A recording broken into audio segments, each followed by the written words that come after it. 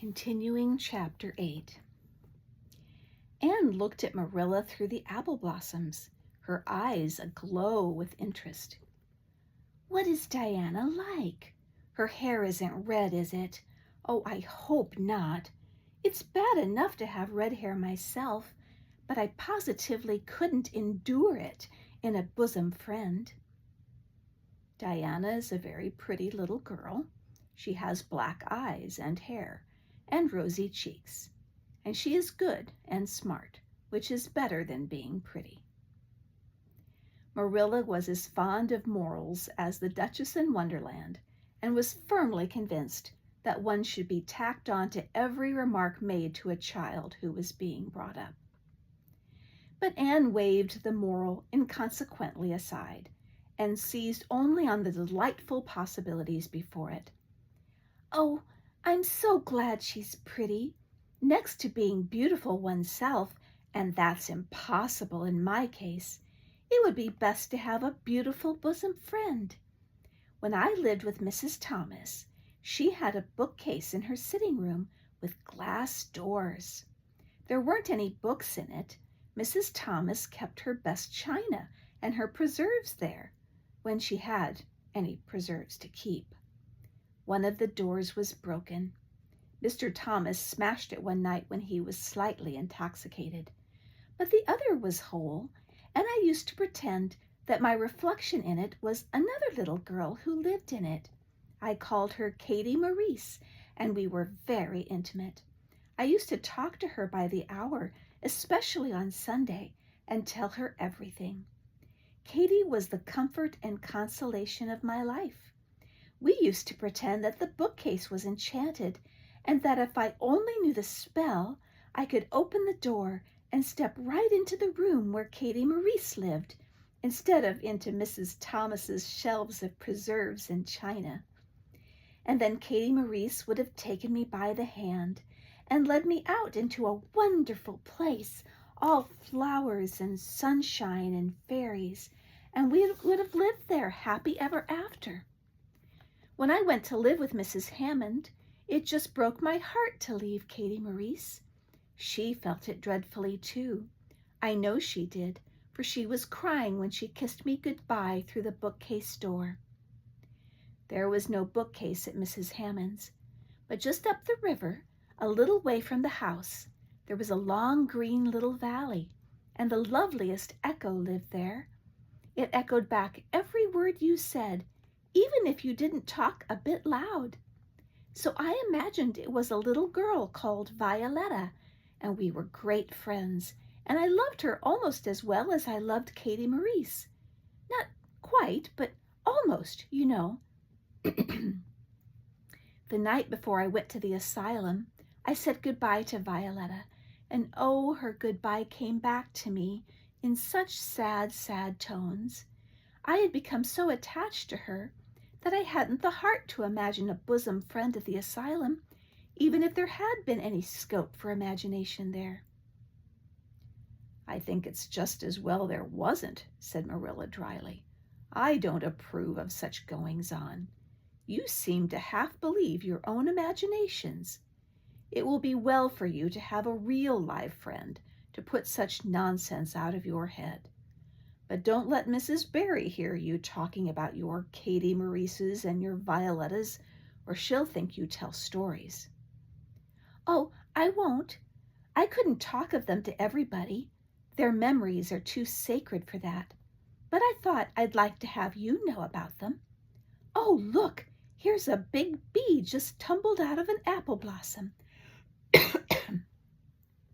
Just think what a lovely place to live, in an apple blossom. Fancy going to sleep in it when the wind was rocking it. If I wasn't a human girl, I think I'd like to be a bee and live among the flowers." "Yesterday you wanted to be a seagull," sniffed Marilla. "I think you are very fickle-minded. I told you to learn that prayer and not talk, but it seems impossible for you to stop talking if you've got anybody that will listen to you. So go up to your room and learn it." "Oh, I know it pretty nearly all now, all but just the last line." Well, never mind. Do as I tell you. Go to your room and finish learning it well and stay there until I call you down to help me get tea. Can I take the apple blossoms with me for company? Pleaded Anne. No, you don't want your room cluttered up with flowers. You should have left them on the tree in the first place. I did feel a little that way too, said Anne. I kind of felt I shouldn't shorten their lovely lives by picking them. I wouldn't want to be picked if I were an apple blossom, but the temptation was irresistible. What do you do when you meet with an irresistible temptation?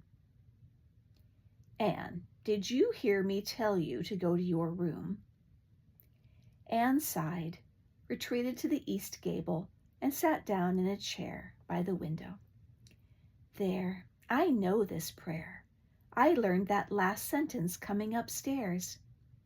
Now I'm going to imagine things into this room so that they'll always stay imagined.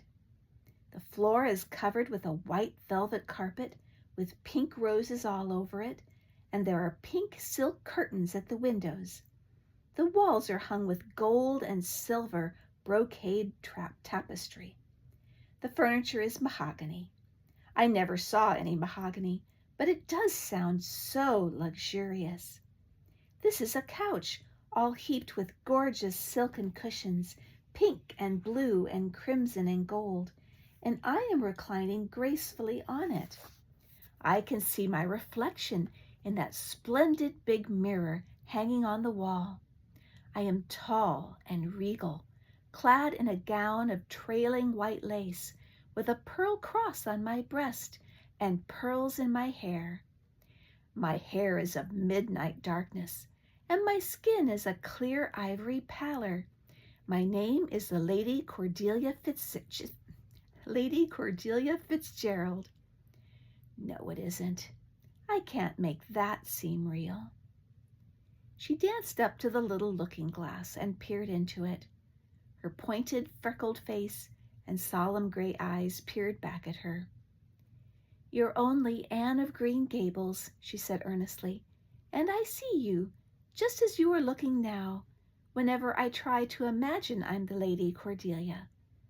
But it's a million times nicer to be Anne of Green Gables than Anne of Nowhere in particular, isn't it? She bent forward, kissed her reflection affectionately, and betook herself to the open window. Dear Snow Queen, good afternoon. And good afternoon, dear birches down in the hollow. And good afternoon, dear gray house up on the hill. I wonder if Diana is to be my bosom friend. I hope she will, and I shall love her very much, but I must never quite forget Katie, Maurice, and Violetta. They would feel so hurt if I did, and I'd hate to hurt anybody's feelings, even a little bookcase girl's or a little echo girl's. I must be careful to remember them and send them a kiss every day. Anne blew a couple of airy kisses from her fingertips, past the cherry blossoms, and then with her chin in her hands, drifted luxuriously out on a sea of daydreams.